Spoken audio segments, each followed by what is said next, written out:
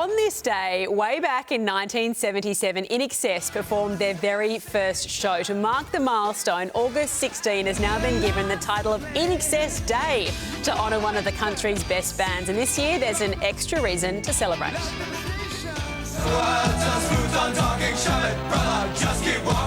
Since bursting onto the scene with hits like Just Keep Walking, Original Sin, Dream on, black boy, dream on, white girl, wake up to a brand new day.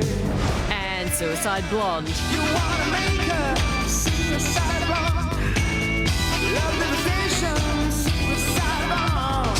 INXS have secured their place in Australian music history. But with a career of hits, there's something the band has never done until now. INXS have just released their first ever book, written by fans for fans.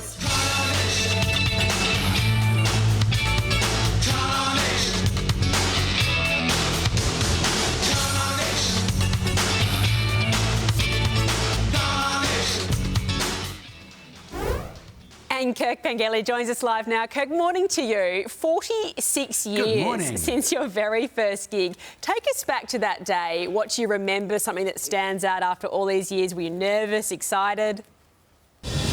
Well, I was 5 years old. No, just kidding. Look, I reckon I was pretty nervous. We'd sort of been together for a few months rehearsing and all that, and it was actually, today's Tim Farris's birthday as well. Happy birthday, Tim. So it was a house party. He was living at Whale Beach, and we were all sort of living around that area.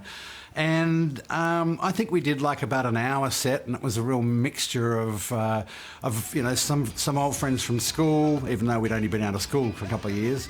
Colourful characters from sort of the Whale Beach, Avalon area, and the Farris's parents came with some of their friends, so it was an interesting, colourful kind of bunch of people, and we did sort of cover songs and a couple of originals and that sort of thing. But I do remember that quite a few people on departing the party sort of fell asleep in areas of garden, and it was the 70s. It was different time than it is now. The Northern Beaches sensation turned global sensation. I love looking at the pool room behind you, because I know you have to share sort of half that with Lane as well, with all of her awards. But INXS have performed more than 2,500 shows since then. Do you remember a moment when it all changed? Maybe you heard your songs on the radio, or you realised, hang on, guys, we're big. We're making it to the big time. Yeah, look, there's so many kind of, I guess, key points along the way. Certainly, yeah, I remember the first time hearing our first single on the radio.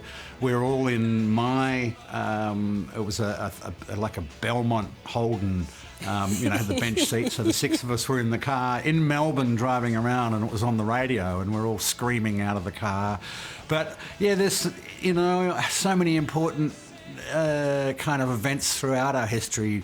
I think, one of them was a gig we did out at Sylvania, and the record company's kind of rep from America came to the gig, and it was sweaty and condensation dripping off the ceiling and blokes with shirts off and all that sort of stuff. And she's like, I'm signing you guys straight away, So there's so many sort of points in our career that were just really memorable. So many memories, of course. They're all contained in Calling All Nations, a fan history of INXS. I know female sport is big in your household. Not only Tim Farris's birthday, INXS Day, but also the Matildas Day as well. So have a wonderful day celebrating this incredible nation that you have been the soundtrack to for so long. Thank you for joining us, Kirk. Yeah.